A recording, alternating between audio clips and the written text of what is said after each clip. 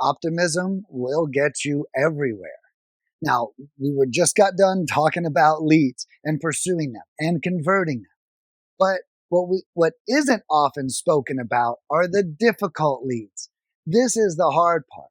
When they're saying rude stuff, they're making you jump through hoops, they're testing you. It's not easy. Nick, they told me to come over. When I went over, one of the tenants started yelling at me. This isn't going well. You need to really fight through that. You're going to come across these leads and you're going to have to really have an optimistic mindset.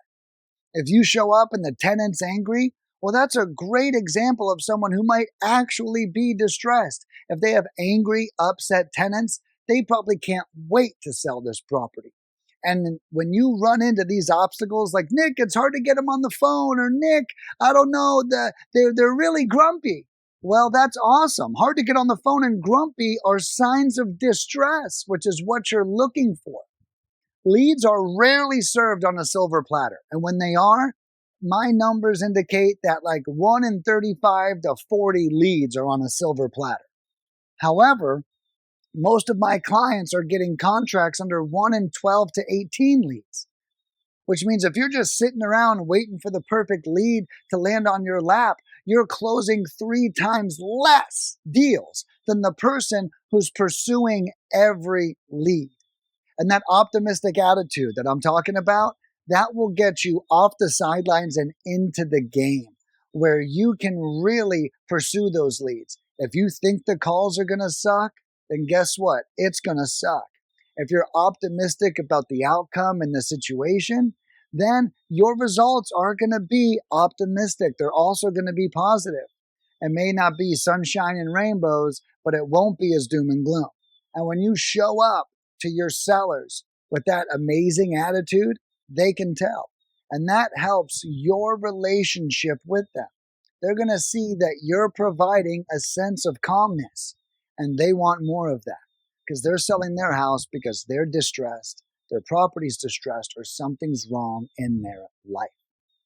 So shepherding them through the process comes in multiple ways. You're going to work with them mentally, you're going to work with them emotionally, and you really want to be their rock.